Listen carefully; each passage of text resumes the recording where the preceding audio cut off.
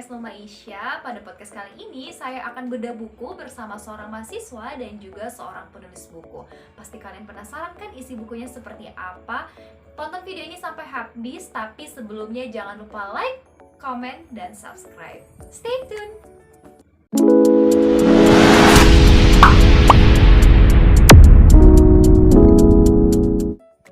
Guys, jadi kita sudah kedatangan Kak Ardiansyah Jenasir. Langsung saja kita chit-chat atau kita ngobrol dengan kakak.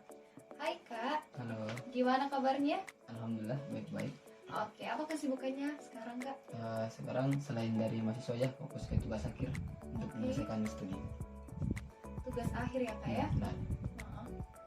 Terus kan belum lama ini kakak baru melepas sebagai jabatan Ketua BEM Stiva Makassar. Itu gimana kira-kira perasaannya dan apa kesan selama menjadi Ketua BEM Stiva? Oh ya gitu. Kalau ditanya pengalaman ya sama kesan-kesan, alhamdulillah bisa dibilang kemarin walaupun tidak berhasil 100% karena keadaan pandemi, tapi kepengurusan kemarin serasa sudah cukup berhasil. Kenapa? Misalnya dari berbagai upaya yang teman-teman lakukan, program kerja pun yang kita sudah rapat kerjakan, itu kita berupaya semaksimal mungkin supaya tetap berjalan gitu. Sehingga mungkin ada beberapa yang beranggapan bahwa kita belum berhasil, tapi saya katakan sama teman-teman pengurus bahwa itu bukan kegagalan, itu adalah bagaimana caranya kita berproses supaya yang nanti memegang stafet selanjutnya dialah yang bakal melanjutkan program kerja itu. Artinya pengalaman yang saya dapatkan kemarin itu cukup terkesan sekali, baik dari teman-teman pengurus, baik saya pun secara internal maupun secara eksternal sama BEM yang lain. Itu saya rasa cukup, kedekatan kita cukup baik. Ketika saya menjabat sebagai seorang presiden BEM, saya harus kemarin memposisikan diri begitu, menyesuaikan sama lingkungan yang baru. Jadi pandemi ini tantangan yang cukup besar buat kakak dan tim ya? Benar sekali.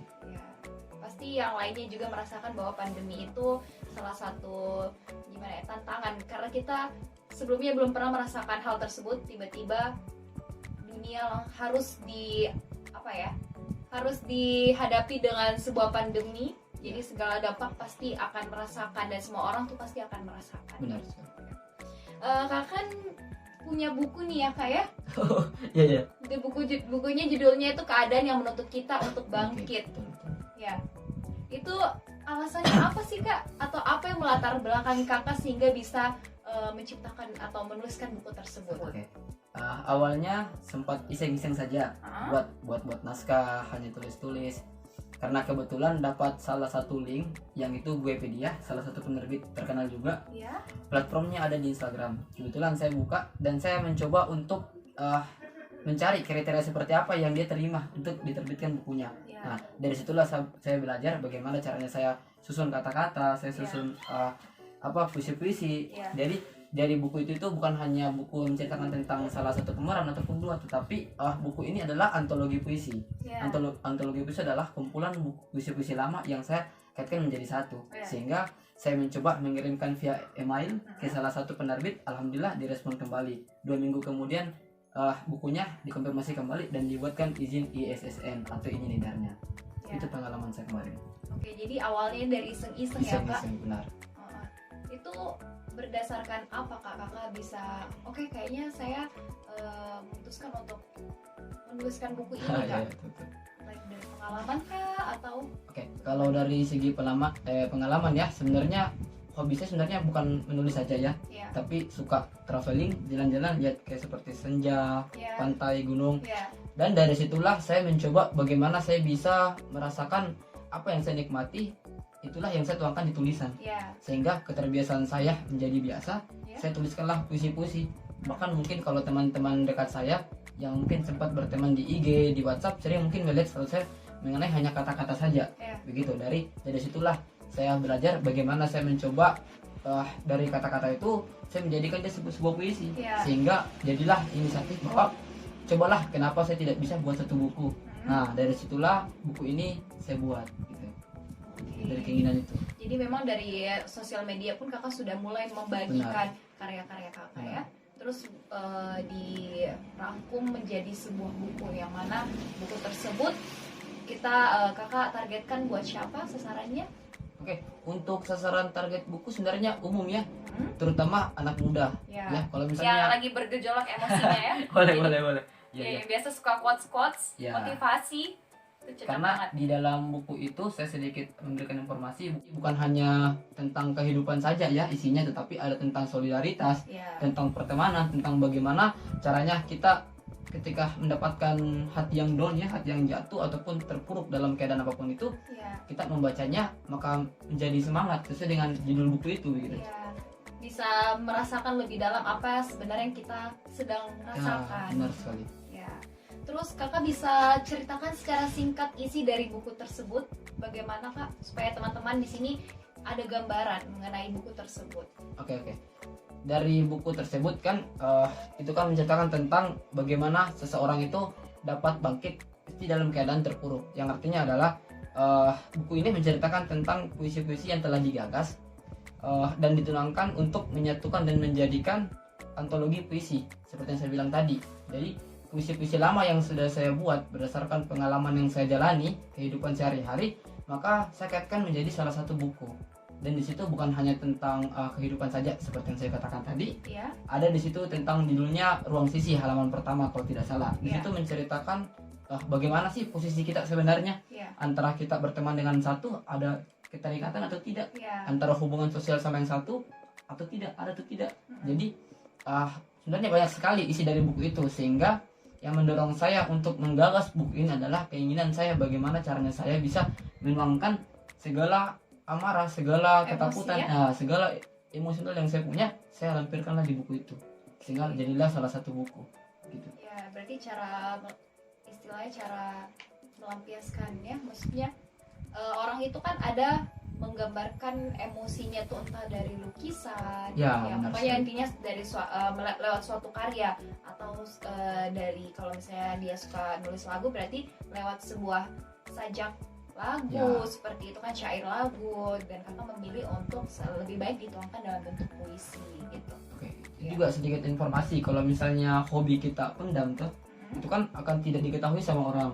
ya. Kalau misalnya hobi kita melukis, mewarnai ataupun menggambarkan salah satu secara visual, Ya. silakan dituangkan saja, karena anak-anak muda sekarang apalagi zamannya keadaan pandemi sekarang banyak kreativitas yang dibatasi Ya. begitu ya, tak kecuali pada sebelum corona kemarin, sebelum pandemi kemarin, memang ekspresinya kita khususnya kaum muda harus kita keluarkan, Ya. bukan cuma suka rebahan saja begitu.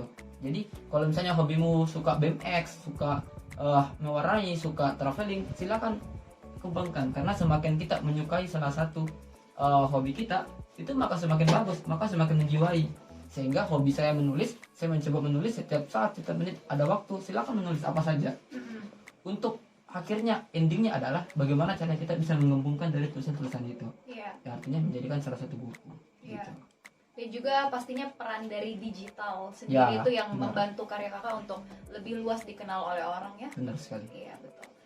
Kemudian saya sempat membaca buku kakak dan saya sempat merasa wah ini kutipannya dalam banget. Bunyinya kayak gini kak.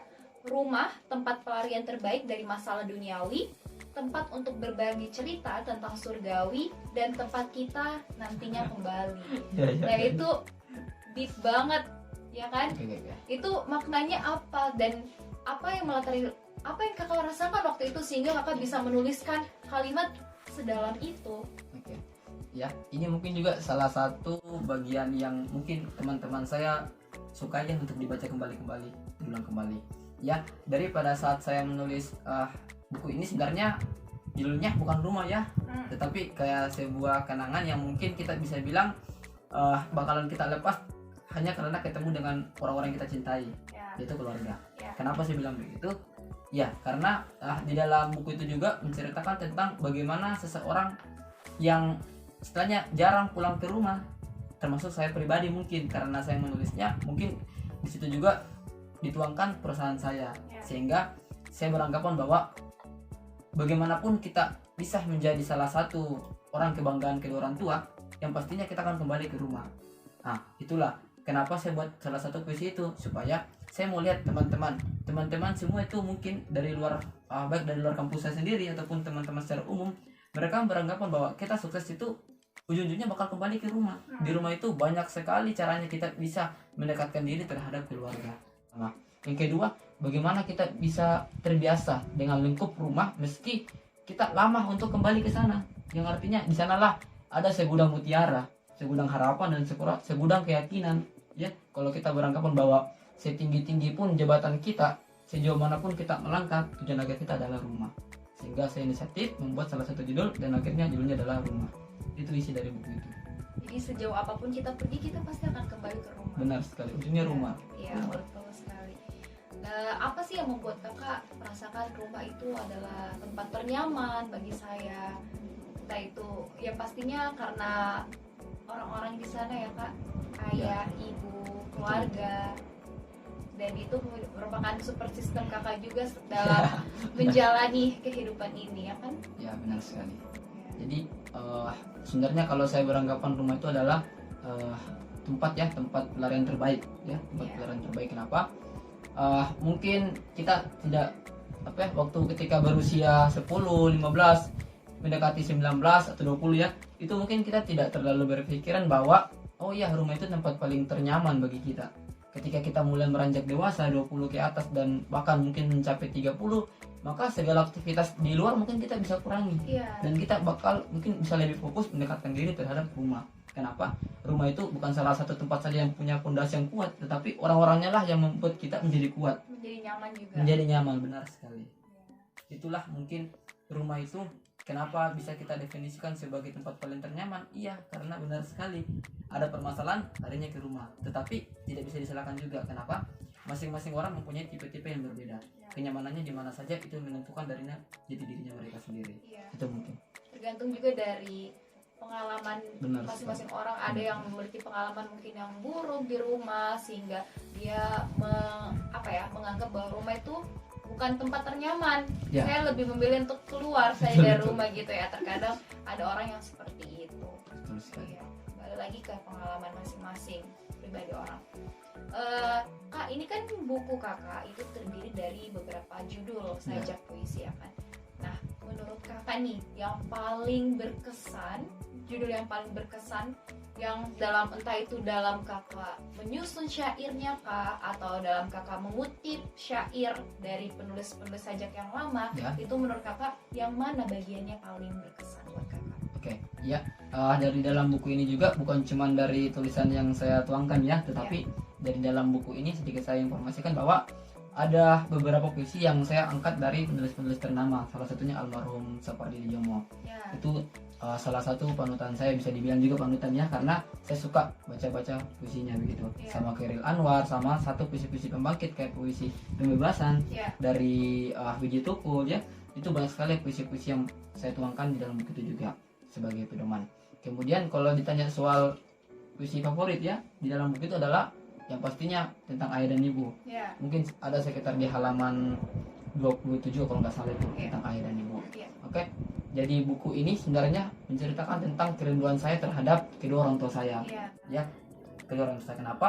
Mungkin bisa dibilang semenjak saya masuk kuliah menempuh pendidikan pada tahun 2018 hingga 2021 sekarang, mungkin terbilang 2 kali saya bisa menginjakkan kaki di rumah.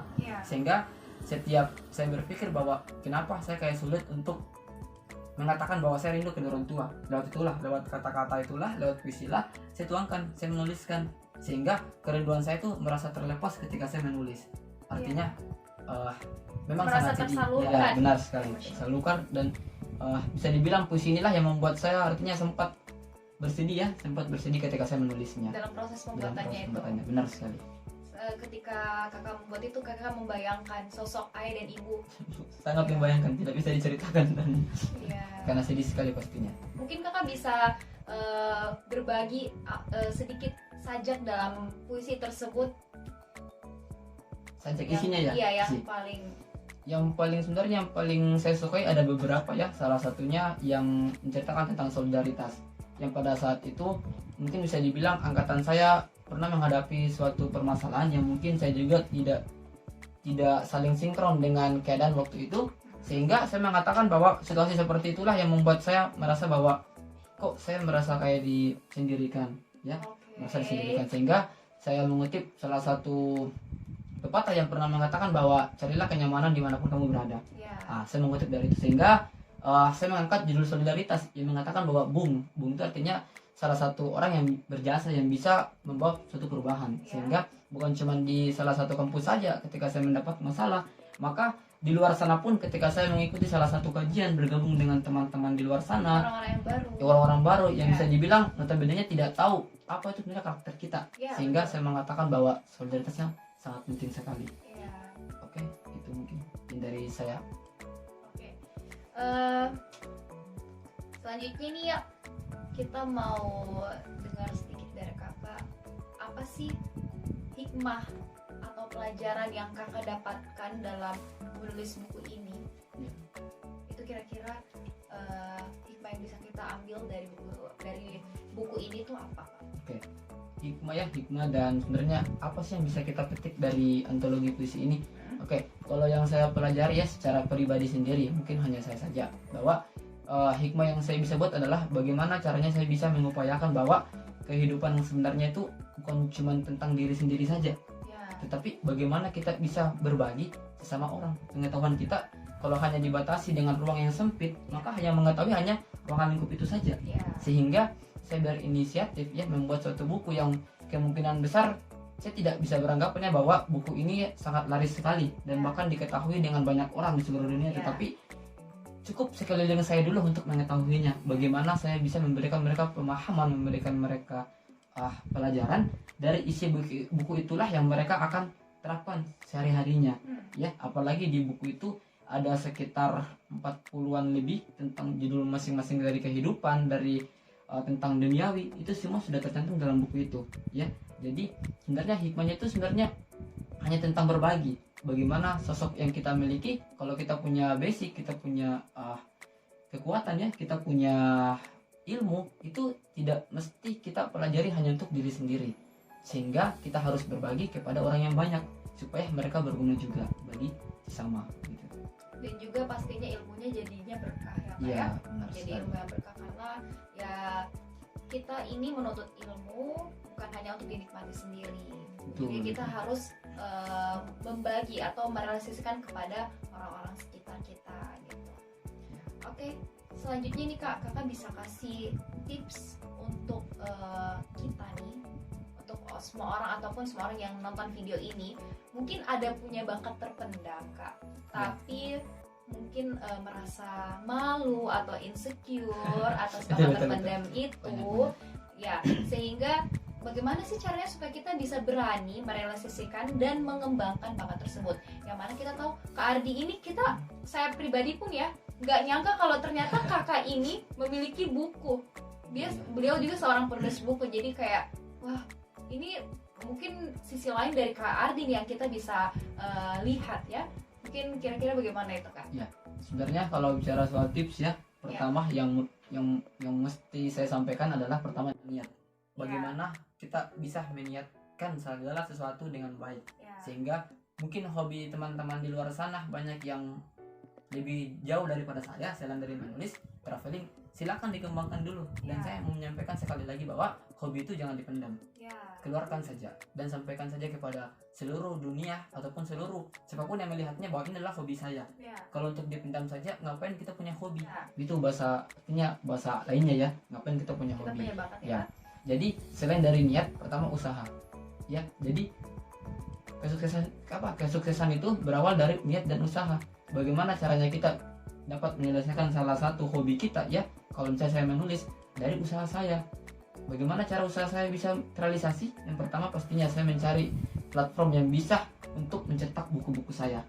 Mulai dari IG, dari googling, ataupun dari teman-teman, link-link yang dibagi ke grup-grup juga itu saya menjadikan salah satu pelajaran ya, karena kemungkinan besar juga kan saya hobinya juga membaca. Dari ada grup teman saya itu yang selalu men-share bahwa inilah buku-buku yang bisa kamu baca, dan inilah penerbit-penerbit yang bisa kamu terbitkan buku-buku kamu tapi prabayar. Jadi saya berusaha bahwa pada saat itu ketika saya mencoba untuk menerbitkan salah satu buku, saya lihat lagi dompet saya apakah masih ada tidak uang saya untuk membayar, bagaimana caranya saya bisa mencetak salah satu buku.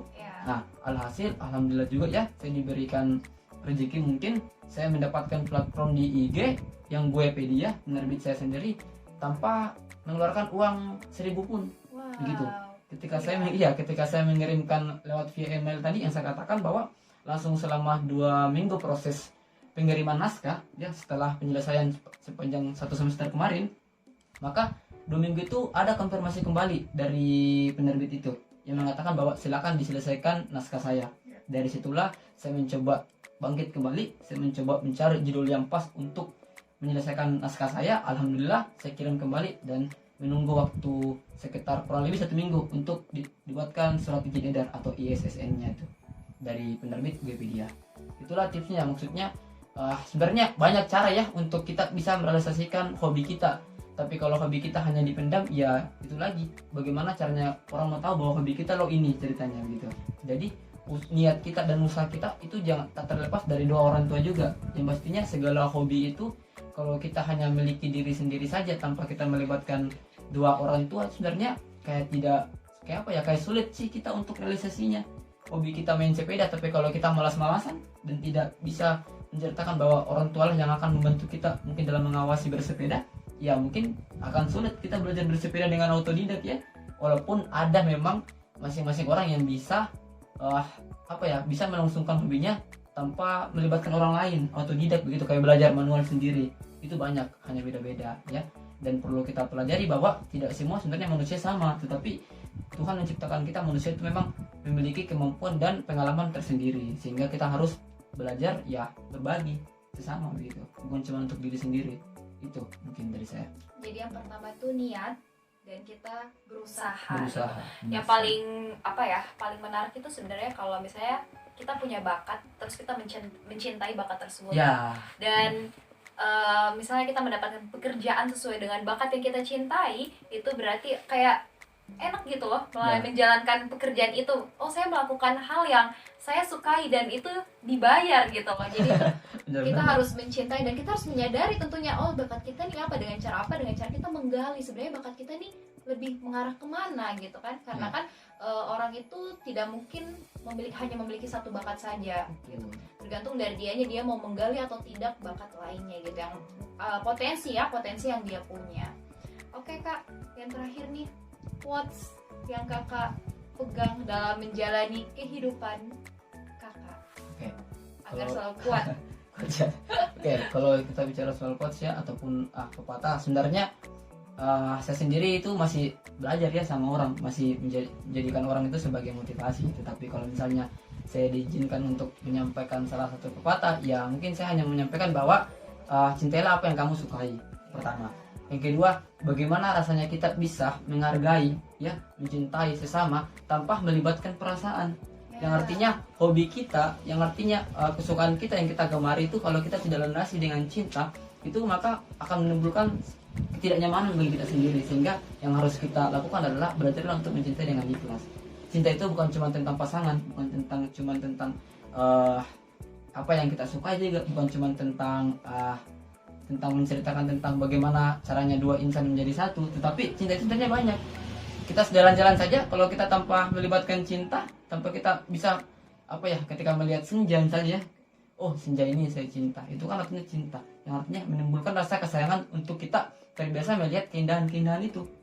Jadi saya mengambil kesimpulan bahwa lakukanlah segala sesuatu dengan cinta, sehingga menimbulkan kesukaan. Kesukaan itulah yang melahirkan bahwa Anda itu masih pantas dikatakan sebagai manusia yang dermawan. Itu mungkin dari saya. Wah, luar biasa sekali quotesnya. Intinya no baper-baper, jadi kita harus mencintai dengan ikhlas gitu.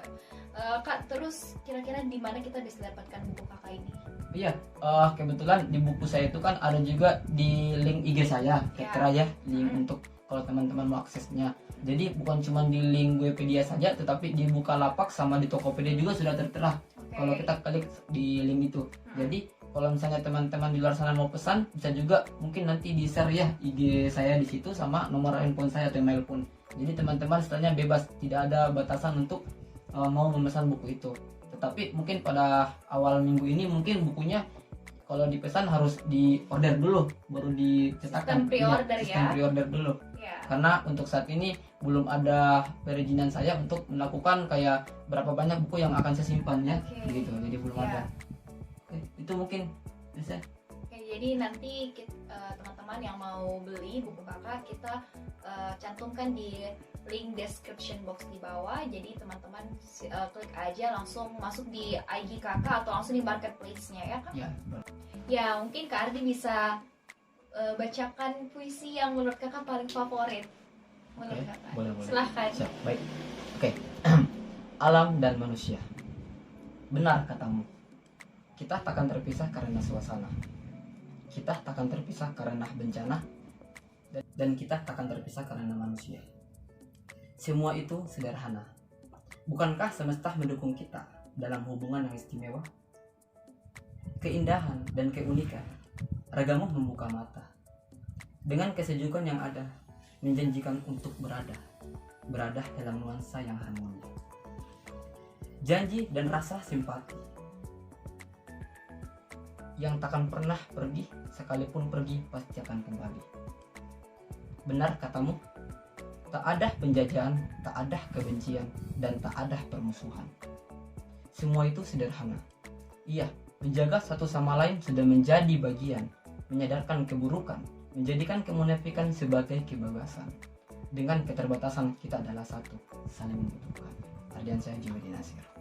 Wah, luar biasa sekali. Sangat puitis itu merupakan salah satu puisi yang paling kakak Benar. Oke, luar biasa sekali perbincangan kita malam ini dari awal sampai akhir. Kita mendengar kata-kata bijak, kata-kata motivasi, dan ditutup dengan puisi yang sajaknya sangat manis sekali ya. Oke, mungkin kita harap kakak datang dengan buku yang baru. Oke, insyaallah. Doakan aja, insyaallah. Kita bedah buku kembali versi part kedua dari Kak Ardi. Boleh, insyaallah. Oke, kalau gitu kita tutup saja video. Saya Sulmaisya. Nantikan podcast selanjutnya hanya di RX Channel. Jangan lupa like, komen, dan subscribe. Bye-bye!